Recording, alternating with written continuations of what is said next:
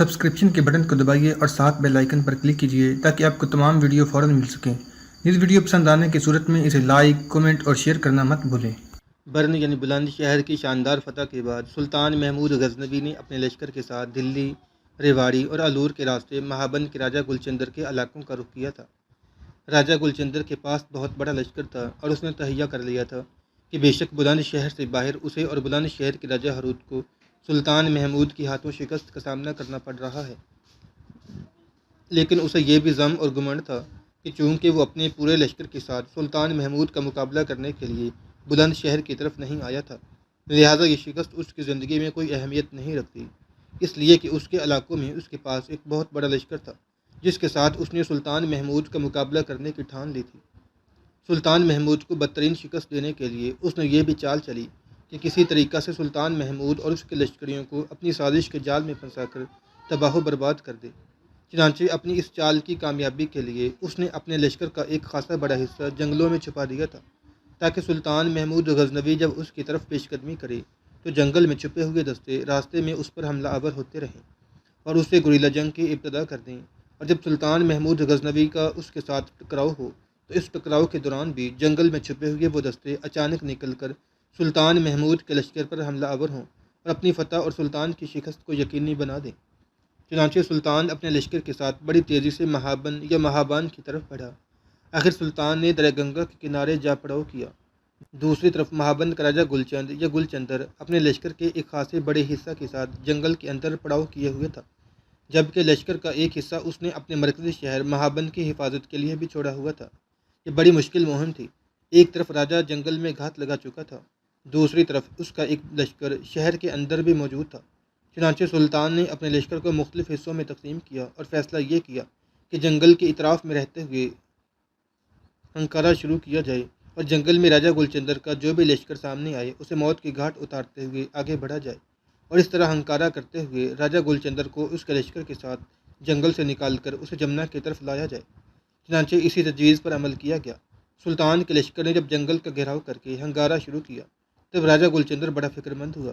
اسے یقین تھا کہ اگر ہنکارہ اسی طرح جاری رہا تو اسے بڑا نقصان اٹھانا پڑے گا، لہٰذا اس نے خفیہ راستوں کے ذریعے اپنے کچھ مخبر اپنے مرکزی شہر مہابند کی طرف روانہ کیے، اور وہاں جو لشکر کا سالار تھا اسے اس نے پیغام دیا کہ مسلمانوں کے سلطان نے اس طرح جنگل کے اندر اس کا ہنکارہ شروع کر دیا ہے، لہٰذا وہ اپنے حصہ کے لشکر کے ساتھ نکلے اور مسلمانوں کے لشکر کے ایک حصے پر پشت کی طرف سے حملہ آور ہو کر مسلمانوں کو ایسا نقصان پہنچائے کہ جنگل کے اندر مسلمان اس کا ہنکارہ کرنا ترک کر دیں۔ اس کے اس حکم کا اتباع کرتے ہوئے جب اس کے سالار نے اپنے مرکزی شہر مہابند سے نکل کر سلطان کے لشکر کے ایک حصے پر پشت کی جانب سے حملہ کیا، تب اس حصہ نے ایسی مزاحمت کی کہ حملہ آوروں میں سے انہوں نے اکثر کو موت کی گھاٹ اتار دیا، باقی شکست اٹھا کر بھاگ گئے۔ اس طرح جنگل کے اندر ہنکارہ اسی طرح جاری رہا، یہاں تک کہ سلطان اپنے لشکر کے ساتھ مہابند کے راجہ گلچندر کو جنگل سے نکالنے میں کامیاب ہو گیا۔ آخر جنگل سے نکل کر راجہ گلچندر اپنی چرار لشکر کے ساتھ دریا جمنا کے کنارے نمودار ہوا۔ راجہ گلچندر کی بدقسمتی کے ان دنوں دریا اپنی پوری طغیانی پر تھا۔ اس نے سوچا کہ اب میرے پاس دو ہی راستے ہیں، پہلا یہ کہ اپنے لشکر کے ساتھ دریا جمنا میں کود پڑوں اور اس طرح اس کا لشکر بھی تباہ و برباد ہو جائے گا اور وہ خود بھی ختم ہو جائے گا، دوسرا راستہ یہ ہے کہ خم ٹھونک کر مسلمانوں کے سامنے آئے، پوری طاقت اور قوت کو استعمال کرتے ہوئے سلطان کے لشکر کا مقابلہ کریں اور اسے شکست دینے کی کوشش کریں۔ چنانچہ ان دونوں عوامل کو سامنے رکھتے ہوئے راجہ گلچندر نے دوسری تجویز پر عمل کرنے کا فیصلہ کیا، یعنی اس نے دریا جمنا کے کنارے سلطان محمود غزنوی سے ٹکرانے کا عزم کر لیا تھا۔ چنانچہ راجہ گلچندر دریا جمنا کے کنارے اپنے مقدر سے جنگ لڑتے کسی گمراہ صورت گر خاموش آسمان تلے تخیل کی کھوکھلی اڑانوں کی طرح آگے بڑھا۔ اس کے بعد وہ سلطان کے لشکر پر آہوں کی دل سوزی کھڑی کرتے آتشی طوفانوں، صدیوں کی رفتار میں فکر کے سائبانوں کو جھیر جھیر کرتے تند و شفاق لمحوں اور ذہن کے خالی کشکول میں بدبختیوں کے سکے ڈالتے اندھے خوفناک بگولوں کی طرح حملہ آور ہو گیا تھا۔ حسب سابق سلطان نے اپنے لشکر کو 3 حصوں میں تقسیم کیا تھا۔ چنانچہ جس وقت راجہ گلچندر حملہ آور ہوا، سب سے پہلے سلطان محمود غزنوی وسطی حصہ سے خود اپنے لشکر کے ساتھ جوابی کارروائی کرتے ہوئے حرکت میں آیا۔ چنانچہ وہ بھی راجہ گلچندر کے لشکر پر کوہستانوں کا جگر شک کرتی وحشی تند آندھیوں، دل خراش صداؤں میں دل شکن انحطاط طاری کرتے سنگ و خشت کے طوفانوں اور تاریخ کے جلتے علاؤں میں حقارت کا نشانہ بناتے تشنگی کے ابلتے بحر کی طرح حملہ آور ہو گیا تھا۔ سلطان کے بعد اس کے لشکر کا دایاں حصہ اپنے کام کی ابتدا کر گیا، اور وہ بھی راجہ گلچندر کے لشکر پر کرن ہکرن سے انگڑائیاں لیتے آتش فشاں بد دماغوں کے گروہ پر غضبناک انداز میں حملہ آور ہوتے ہوئے دل کا سکون چھینتے، روح کے صبر و تحمل سے محروم کرتے، قہرمانیوں کی بے کراں آتش اور آخری شب کی سلگتی تنہائیوں کی طرح ٹوٹ پڑا تھا۔ اس کے ساتھ ہی بائیں حصے نے بھی اپنے کام کی ابتدا کر دی تھی، اور وہ بھی شام کی بے انت تاریکیوں میں قہر کے تیز جھکڑوں ساکن کر دینے والے کڑے وقت میں طلسماتی سنسانیوں، شور قیامت کی سی گونج کھڑی کرتے، برق کے نادیدہ لمحوں اور شب کی سلوٹیں تک درست کر دینے والے قزاق کے طلسم و فسوں اور شعلہ فشاں طوفانوں کی طرح حملہ آور ہو گیا تھا۔ چنانچہ کچھ دیر تک دریا جمنا کے کنارے ہولناک انداز میں جنگ ہوتی رہی۔ اس جنگ کے نتیجہ میں بہت جلد راجہ گلچندر کے سالاروں اور لشکریوں نے یہ اندازہ لگا لیا کہ مسلمانوں کے لشکر کے سامنے یقیناً ان کی حالت اجاڑ راتوں کی تنہائیوں، زندگی کے رنگوں کے خوابوں میں حل ہو جانے والے زہر، ظلمتوں کے اندھیر نگر، سوختہ مقدر، ندامت کی تھکن، درد کی اندھی سنسان اور اداس راہوں اور بے حسی کے طلسم کی سی ہونا شروع ہو گئی تھی۔ چنانچہ بقول مورخین جب راجہ گلچندر نے اندازہ لگایا کہ دریائے جمنا کے کنارے اس کی اور اس کے لشکریوں کی بربادی یقینی ہے، تب اس نے اپنے لشکر کے وسطی حصہ میں آگ کا ایک علو روشن کیا اور خود اپنے اہل و عیال کے ساتھ آگ میں کود کر اس نے خودکشی کر لی تھی۔ اس طرح سلطان محمود غزنوی بلند شہر کے بعد مہابند کو بھی فتح کرنے میں کامیاب ہو گیا تھا۔ مہابند کے راجہ گلچندر کو اپنی طاقت اور عسکری حیثیت پر بڑا گھمنڈ اور بڑا زعم تھا۔ اسی بنا پر وہ اپنے علاقوں سے نکل کر بلند شہر کے راجہ کی مدد کے لیے گیا تھا، اور وہاں شکست اٹھانے کے بعد بھی اس نے کوئی سبق نہیں سیکھا۔ پلٹا اسے امید تھی کہ جو لشکر وہ اپنے مرکزی شہر میں چھوڑ کر گیا ہے، اسے ساتھ ملا کر وہ یقیناً سلطان کو شکست دینے میں کامیاب ہو جائے گا، لیکن ایسا نہیں ہوا۔ الٹا حالات نے اس کے چہرے پر شکست اور خودکشی کے داغ لگا دیے۔ اس طرح بلند شہر کے بعد مہابند کے نواحی جنگلوں کے کنارے درہ جمنا کے پاس گلچندر کو شکست دینے کے بعد سلطان محمود غزنوی مہابند کو بھی فتح کرنے میں کامیاب ہوا تھا۔ مہابند کی فتح کے بعد سلطان محمود غزنوی نے درہ جمنا کے کنارے اپنے لشکر کے ساتھ پڑاؤ کر لیا تھا۔ ایک روز سلطان محمود غزنوی اپنے خیمے میں اکیلا بیٹھا ہوا تھا کہ خیمے کے دروازے پر عبداللہ کراتگی نمودار ہوا اور سلطان کو اس نے مخاطب کیا، سلطان محترم، کیا میں اندر آ سکتا ہوں؟ سلطان کی اس وقت پیٹھ دروازے کی طرف تھی، لہٰذا سلطان ایک دم مڑا۔ جب اس نے اپنے خیمے کے دروازے پر عبداللہ کراتگین کو کھڑے پایا، تب سلطان اپنی جگہ پر اٹھ کھڑا ہوا، مسکراتے ہوئے اپنے خیمے کے دروازے کی طرف بڑھا، کہنے لگا، بیٹے، تم یہاں خیمے کے دروازے پر کیوں کھڑے ہو گئے؟ ایسی اجنبیت تم نے پہلے تو کبھی نہ برتی تھی۔ اس پر عبداللہ کراتگین مسکراتے ہوئے کہنے لگا، سلطان محترم، آپ کی پیٹھ میری طرف تھی، اس بنا پر اجازت طلب کرنا ضروری تھا۔ چنانچہ سلطان محمود غزنوی عبداللہ کراتگین کا ہاتھ پکڑ کر اپنے خیمے میں لے گیا، اسے اپنے سامنے بٹھایا۔ پھر سلطان نے اسے مخاطب کیا، بچے، پہلے یہ بتا کہ جس مہم پر تو گیا تھا اس کا کیا بنا؟ جواب میں عبداللہ کراتگین نے سارے معاملات تفصیل کے ساتھ کہہ دیے تھے، اور سب کچھ سننے کے بعد سلطان نے بے پناہ خوشی کا اظہار کیا، کہنے لگا، سب سے اچھی بات کہ تم قاتل گووند راج کو ٹھکانے لگانے میں کامیاب ہو گئے ہو۔ جہاں تک کوشل دیوی کا تعلق ہے تو لشکر میں اس کے قیام کا عمدہ اہتمام کیا جائے گا۔ اس کی حیثیت ہماری بیٹیوں کی سی ہے۔ اگر وہ اب لاہور کے علاوہ ہر جگہ غیر محفوظ ہے تو یقیناً ہم اس کا تحفظ کریں گے، اس کی جان، اس کی عزت، اس کی آبرو کے محافظ بنیں گے۔ پہلے یہ بتاؤ تم نے اسے اس وقت کہاں چھوڑا ہے؟ اس پر عبداللہ کراتگین کچھ کہنا ہی چاہتا تھا کہ سلطان نے اسے مخاطب کیا، پہلے میں تم سے یہ کہوں کہ تمہاری غیر موجودگی میں جہاں کہیں بھی ہمارا پڑاؤ ہوتا رہا ہے، تمہارے ساتھی لشکری ہر بار تمہارا خیمہ نصب کرتے رہے ہیں۔ بے شک وہ خالی ہی رہا، لیکن وہ ایک عقیدت اور ارادت مندی کے تحت تمہارا خیمہ ضرور نصب کرتے تھے۔ اس پر عبداللہ کراتگین کہنے لگا، سلطان محترم، اس وقت میں کوشل کو اپنے خیمے ہی میں ٹھہرا کر آیا ہوں۔ اور بیچ میں سلطان بول پڑا اور کہنے لگا، تمہارے خیمے کے قریب ہی کوشل دیوی کے خیمے کا اہتمام کیا جاتا ہے، اور لشکر میں شامل عورتوں میں سے ایک معمر عورت کو کوشل دیوی کے ساتھ ٹھہرایا جائے گا تاکہ وہ اکیلے پن میں خوف اور ڈر محسوس نہ کرے۔ بیٹے، اس وقت وہ اکیلی بیٹھی خوفزدہ ہو رہی ہوگی، اس لیے کہ ہمارے لشکر میں وہ اس وقت اجنبی ہے۔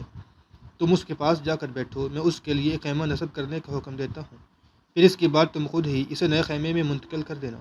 سلطان کا یہ حکم پا کر عبداللہ کراتگین اپنی جگہ سے اٹھ کھڑا ہوا تھا۔ وہاں سے نکل کر جب وہ اپنے خیمے میں آیا تو خیمے سے باہر اس کے لشکری پہرا دے رہے تھے اور اندر کوشل ڈری سہمی بیٹھی ہوئی تھی۔ عبداللہ کراتگین جب اپنے خیمے کے دروازے پر نمودار ہوا تو اسے دیکھتے ہی کوشل ایک دم اپنی جگہ پر اٹھ کھڑی ہوئی، اور جب عبداللہ کراتگین اندر داخل ہوا تب کوشل نے اسے مخاطب کیا، آپ سلطان کے پاس گئے تھے؟ کیا سلطان نے مجھے لشکر میں قیام کرنے کی اجازت دے دی ہے؟ اس پر عبداللہ کراتگین نے گھورنے کے انداز میں اس کی طرف دیکھا اور کہنے لگا، کوشل تم کیا بچوں کی سی باتیں کر رہی ہو؟ تم کیا سمجھتی ہو کہ سلطان تمہیں اپنے لشکر میں ٹھہرانے کی اجازت نہیں دیں گے؟ سلطان نے تمہارے لیے بیٹی کا لفظ استعمال کیا ہے اور تمہاری جان اور تمہاری آبرو کے تحفظ کا عہد کرنے کے ساتھ ساتھ تمہارے ساتھ عمدہ سلوک کرنے کے لیے کہا ہے۔ دیکھو تم تھوڑی دیر بیٹھو، سلطان نے تمہارے لیے خیمہ نصب کرنے کا حکم دیا ہے۔ اس کے ساتھ ہی جو گفتگو سلطان کے ساتھ ہوئی تھی عبداللہ کراتگین نے کوشل سے کہہ دی تھی۔ ساری گفتگو سن کر کوشل دیوی مطمئن ہو گئی تھی، اور اس لمحہ اس کے لبوں پر انتہائی خوبصورت مسکراہٹ نمودار ہوئی تھی۔ پھر وہ عبداللہ کراتگین کو مخاطب کر کے کہنے لگی، میں جب تک زندہ رہوں گی آپ کی شکر گزار رہوں گی۔ میں سمجھتی ہوں کہ گووند راج کے مرنے کے بعد اب میں کہیں بھی محفوظ نہیں۔ اب تک لاہور میں جے پال کو گووند راج کے مرنے کی اطلاع ہو چکی ہوگی، اور اسے یہ بھی بتا دیا گیا ہوگا کہ گووند راج کے قتل میں آپ کے ساتھ میں بھی ملوث ہوں، لہٰذا اس نے اپنے آدمی مقرر کر دیے ہوں گے کہ مجھے تلاش کیا جائے، اور وہ ہر صورت میں بٹھنڈا کے راجہ کو خوش کرنے کے لیے مجھ سے گووند کے قتل کا انتقام لینے کی کوشش کرے گا۔ اس پر عبداللہ کراتگین کہنے لگا، اس کی ایسی کی تیسی جو تم سے انتقام لے، اب تم بالکل محفوظ ہاتھوں میں ہو، اور اس سلسلے میں تمہیں پریشان اور فکر مند ہونے کی ضرورت نہیں ہے۔ عبداللہ کراتگین جب رکا تب کوشل کہنے لگی، میں آپ کو ایک بات بتانا بھول گئی تھی، راستے ہی میں بتانا چاہتی تھی پر میرے ذہن سے یہ بات نکل گئی۔ میں معذرت خواہ ہوں کہ آپ سے پوچھے بغیر اور آپ سے مشورہ لیے بغیر اور آپ سے اجازت چاہے بغیر میں نے ایک فیصلہ کر لیا تھا۔ کیسا فیصلہ؟ غور سے کوشل کی طرف دیکھتے ہوئے عبداللہ کراتگین نے پوچھ لیا تھا۔ کوشل نے اس موقع پر ایک گہری نگاہ عبداللہ کراتگین پر ڈالی، پھر کہنے لگی، آپ کو یاد ہوگا کہ جس وقت گووند راج کا خاتمہ کیا تھا تو میں نے اپنے ساتھیوں میں سے ایک کے ساتھ رازدارانہ گفتگو کی تھی۔ میں چاہتی تھی اس گفتگو سے متعلق میں آپ کو آگاہ کروں گی، لیکن میں آپ سے کہنا بھول گئی تھی۔ کیسی گفتگو؟ عبداللہ کراتگین نے پھر غور سے اس کی طرف دیکھتے ہوئے پوچھ لیا تھا۔ اس پر کوشل کہنے لگی، بات دراصل یہ ہے کہ میں نے اپنے اس محافظ سے کہا تھا کہ وہ لاہور پہنچ کر سندری کو میرا یہ پیغام دے کہ میری خوابگاہ میں میری ماں، میرے باپ کی طرف سے جو کچھ بھی سرمایہ مجھے ملا تھا، اس کے علاوہ بھی جو کچھ میں نے وہاں جمع کیا ہوا ہے، وہ سب لے کر سلطان کے لشکر میں پہنچ جائے۔ میں نے اس محافظ کے ہاتھ یہ بھی پیغام بھیجا ہے کہ اس سلسلہ میں وہ جے پال کے سالار نارائن سے ملے، وہ ہمارا بھائی بنا ہوا ہے اور وہ سرندی کو یہاں آپ کے لشکر میں پہنچانے کا اہتمام کر دے گا۔ میں نے اس کے ہاتھ یہ بھی پیغام بھیجا ہے کہ نارائن جن مسلح جوانوں کو سرندی کے ساتھ مقرر کریں، وہ یہ جانتے ہوئے سفر کریں کہ سلطان نے کہاں قیام کر رکھا ہوگا۔ کوشل جب خاموش ہوئی تب عبداللہ کراتگین کچھ دیر مسکراتا رہا۔ اس کی اس مسکراہٹ پر کوشل کچھ پریشان ہو گئی تھی، کہنے لگی، لگتا ہے آپ کو میرا یہ فیصلہ پسند نہیں آیا۔ اس پر عبداللہ کراتگین کہنے لگا، کوشل یہ بات نہیں ہے، تمہیں سرندی کے ہاتھوں وہ سارا سامان منگوانے کی کیا ضرورت ہے؟ دیکھو کوشل، اب تم ہمارے لشکر میں محفوظ ہاتھوں میں ہو، تمہاری ہر ضرورت کا خیال رکھا جائے گا، جس کسی کی بھی چیز کی تمہیں ضرورت ہوگی تمہیں مہیا کی جائے گی۔ کوشل، میری بیوی کاشی کماری مجھے جان سے بھی زیادہ عزیز تھی، تم اس کی بہن ہو، لہٰذا تمہاری ہر ضرورت کا خیال رکھنا میرے فرائض میں شامل ہے۔ اس سلسلہ میں کوشل کچھ کہتے ہوئے عبداللہ کراتگین کا شکریہ ادا کرنا چاہتی تھی کہ دروازے پر ایک لشکری نمودار ہوا اور عبداللہ کراتگین کو مخاطب کر کے کہنے لگا، امیر، آپ کے خیمے کے پہلو میں نیا خیمہ نصب کر دیا گیا ہے۔ اس پر عبداللہ کراتگین اپنی جگہ پر اٹھ کھڑا ہوا اور کوشل کی طرف دیکھتے ہوئے کہنے لگا، کوشل تم میرے ساتھ آؤ، تمہارا خیمہ نصب ہو گیا ہے۔ میرے خیال میں سفر کے باعث تم تھکی ہاری ہو، پہلے آرام کر لو، اگر تمہیں بھوک لگی ہے تو میں اس کا اہتمام کر دیتا ہوں۔ اس پر کوشل کہنے لگی، بھوک کیسی؟ آپ کے ساتھ پچھلی منزل پر تو کھانا کھایا تھا، اب شام کو کھانا کھائیں گے۔ چنانچہ دونوں خیمے سے نکلے، ساتھ والے خیمے میں داخل ہوئے۔ اندر ڈھلی ہوئی عمر کی ایک خاتون کھڑی تھی۔ عبداللہ کراتگین جب اس خیمے میں داخل ہوا تو اس عورت نے مسکراتے ہوئے عبداللہ کراتگین اور کوشل کا استقبال کیا۔ اس عورت کی طرف دیکھتے ہوئے کوشل کو مخاطب کرتے ہوئے عبداللہ کراتگین کہنے لگا، یہ جو خاتون خیمے میں کھڑی ہیں بہت اچھی ہیں، یہ تمہاری مقامی عورت ہے، نام اس کا پرینا ہے۔ لشکر میں جو عورتیں ہوتی ہیں یہ ان کے ساتھ رہی ہے، ان کی خدمت کرتی ہے، تھوڑا بہت طب کا کام بھی جانتی ہے اور جنگ کے دوران یہ زخمیوں کی دیکھ بھال کرتی ہے۔ یہ تمہارے ساتھ خیمے میں رہے گی تاکہ تم اکیلا پن اور تنہائی محسوس نہ کرو۔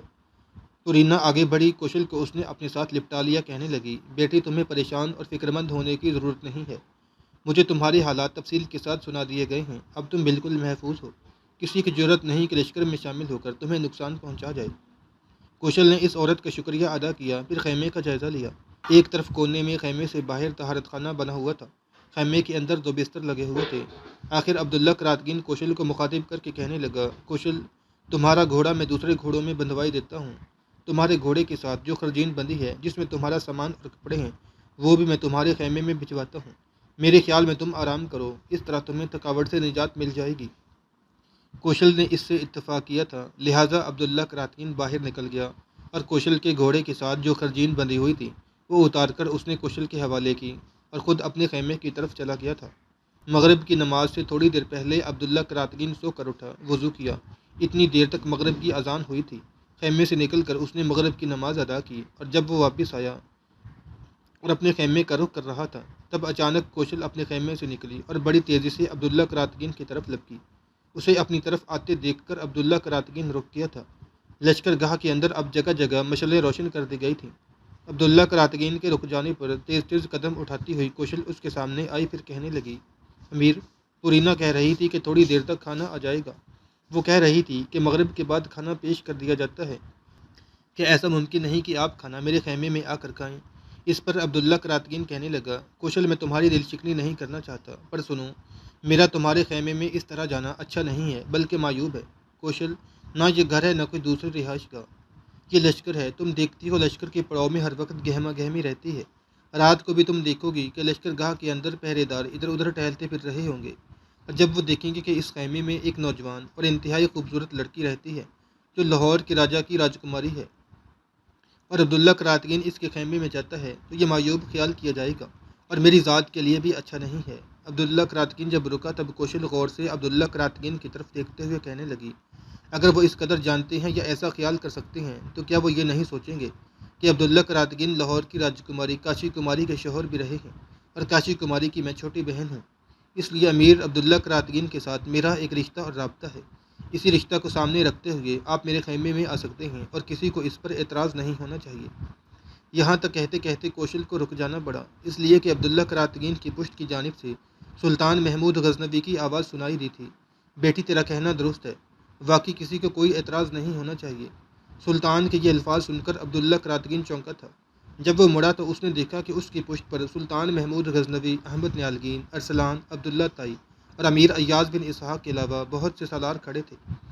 سلطان جب خاموش ہوا تب امیر ایاز بول اٹھا اور عبداللہ کراتگین کو مخاطب کر کے کہنے لگا، عبداللہ کراتگین، ہم نے تمہاری اور اپنی بہن کوشل کی گفتگو سن لی ہے۔ دیکھو، کوشل کا کہنا درست ہے، اس کی بہن کاشی کماری تمہاری بیوی تھی، اس لحاظ سے اس کا تمہارے ساتھ ایک رشتہ ہے۔